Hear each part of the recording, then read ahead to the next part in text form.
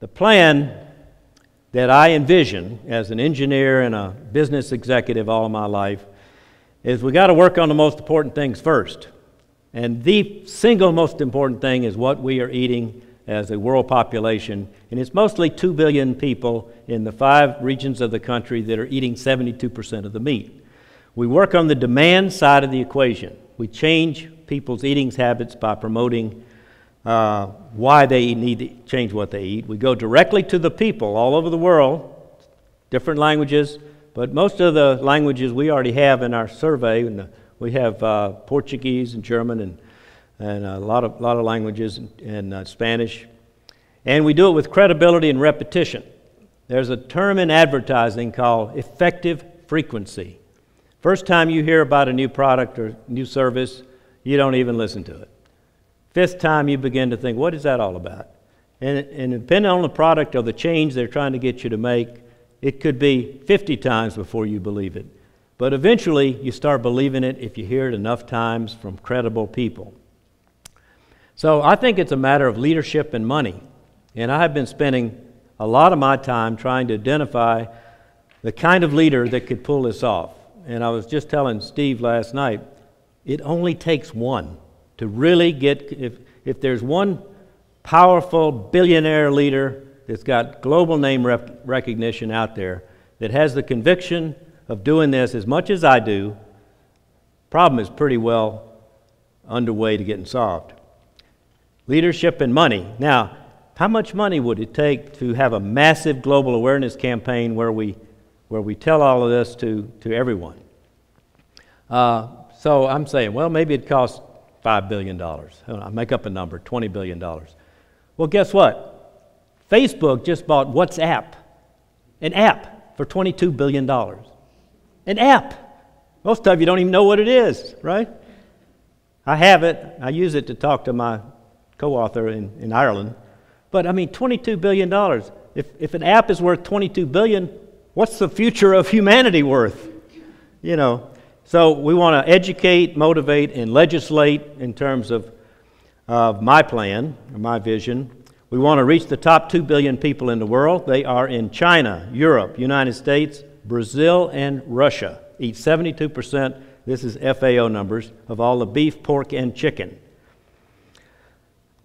I believe you spend that kind of money and you get a leader inspired to do this, you can start getting a lot of traction.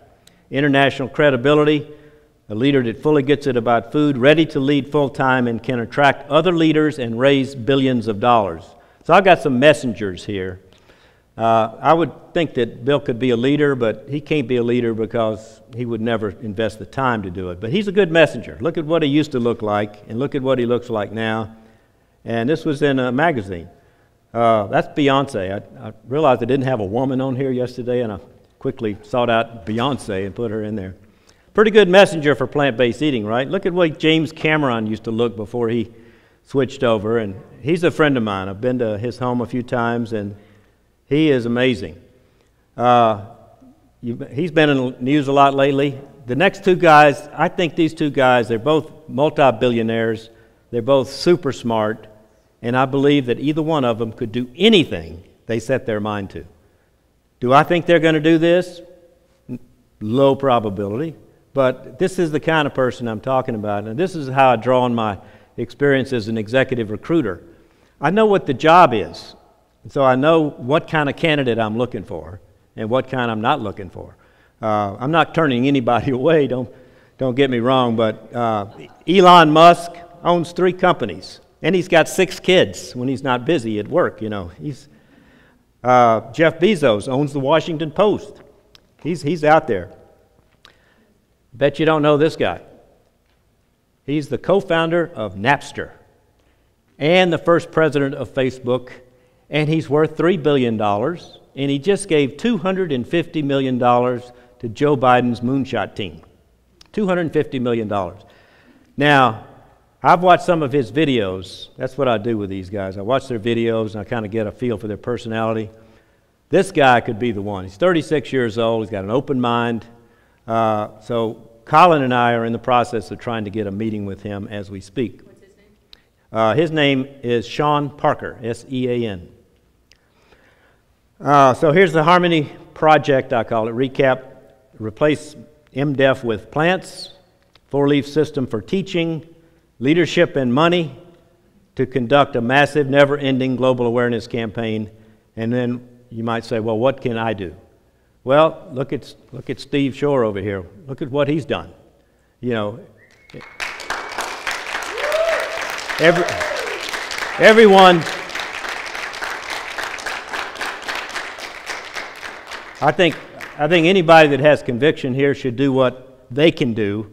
In my case, I'm a business executive, problem solver, engineer, headhunter. So I'm best suited for doing some headhunting. Right now I'm hunting for Sean Parker. You have to choose whatever your inspiration is. And then this is my vision of harmony that can take place. As people everywhere begin to learn the truth about their food choices, millions will start replacing most, if not all, of their animal-based calories with healthier and greener plant-based alternatives. As we begin working on the demand side of the equation, markets will quickly respond, people will begin getting healthier, the cost of health care will plummet, water will become more plentiful, trees can be planted on the freed up land, and our fragile ecosystem will begin to heal. Eventually, we must also deal with overpopulation, overconsumption, and the excessive burning of fossil fuels, but those tasks will take many decades, if not centuries. Taking urgent action now with our food choices can buy us the time we need to address them all. Quickly, the story of Easter Island. This is the way it looked when the human settlers arrived there in 500 A.D. This is the way it looks now. And what happened there was they didn't connect the dots with their lifestyle choices and their ecosystem. And they went to a population, they were settled there. It's the most remote place on earth. It's 2,000 miles off the coast of Chile. And they didn't have any trading partners, but what they had was trees, and they had fish, and they had birds. And the biggest problem, I think, the historians say, is they deforested the place, building boats and houses and whatever they did. They built those stone gods. Some of those things averaged 12 to 30 feet, some of them as much as 80 feet tall and weighing 80 tons. I mean, these are amazing people. But what happened was they didn't connect the dots. Their ecosystem collapsed. They pretty much went extinct as a species. They were up to 15,000 people, let's see, on an island just a little bit smaller than Santa Catalina off of California, 63 square miles, I think. The Dutch settlers discovered them on Easter Sunday, 1722, and they called it Easter Island because it was Easter. And there were about a couple hundred of them. They were, I think, human-like people scurrying about trying to get food. I mean, it was every man for himself. And that, my friends, is what is happening now on our Easter Island. We only have one. And it's not like they were. They should have been able to figure it out. Everybody's there on one little island. Here we've got all these countries involved and all these religions, and everybody believes something different in different languages. It's not an easy thing. I'm not going to talk about this right now because I'm out of time and I want to take any questions. But if you catch me later, I'll tell you about me being the self-appointed committee of one. I now have two. Kathy's joined me in promoting the candidacy of T. Colin Campbell for the Nobel Prize. And I've been writing about it. Colin is modest about it, but he does appreciate it because he knows, while it's highly unlikely it'll happen, if it does, it would be huge for the movement toward plant-based eating. And this is what Colin's alma mater now has in front of their food science building, which is paid for by PepsiCo and other people like that in the dairy industry. It's just horrifying to think that is happening at our schools of nutrition. Huh? That's a milk jug at Cornell University. Colin drove me by there one night. He had to show it to me. He said, "Can you believe what they have done?"